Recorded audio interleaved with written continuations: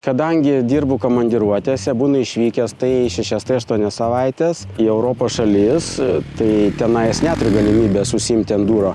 Tada grįžus turiu atostogų 2 savaitės ir aš galiu pilnai užsiimti savo mėgstamų hobių. Sveiki, Kęstai. Senai matėmės. Dabar po objekto atostogauju, atvykau pas jumis apsidairyti. Labai gerai. Dirbu RNDV 3 metai jau. Pirmas objektas buvo Švedijos šiaurėje, Kalnakasių mokyklą mes instaliavom. Gan įdomus objektas, nes ten daug visokių teko elektros darbų daryti. Ir trasas montuoti, ir kabelius kloti, ir jėgos, ir valdymo, ir internetinius. Po to aš nuvykau į duomenų centrą į Olandiją. Ten padirbėjom ir šiais metais mes instaliavom Belgijoje vario perdirbimo gamyklą. Darbo diena prasideda nuo to, kad mes susirinkę objektą gaunam darbų saugos instrukcijas. Tada gaunam užduotis.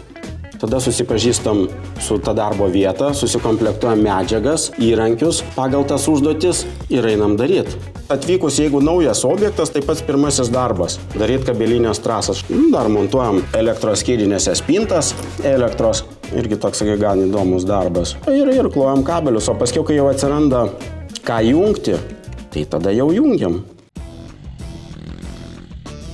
Dėka RNDV man pavyko įgyvendinti savo svajonę, nes bedirbant stabiliai RNDV tokio įmonėje, puikiausiai išeina įsigyti motociklą, endurinį, tą tokio, kokią reikia.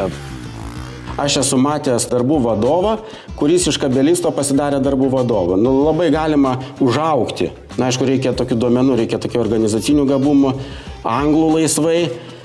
Norėti iniciatyviam būti, bet užaug galima, įmonė leidžia.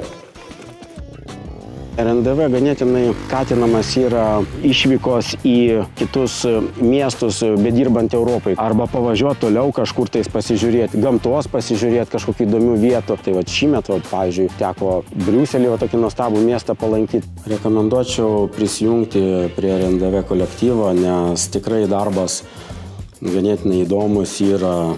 Visada ramu, žinai, kad atlygio dieną gausi atlygį ir įmonė pasirūpina transportu, su naujais automobiliais važinėjam. Nereikia įrankių savo turėti. Tiesiog nieko savo investuoti nereikia. Norą tik tais.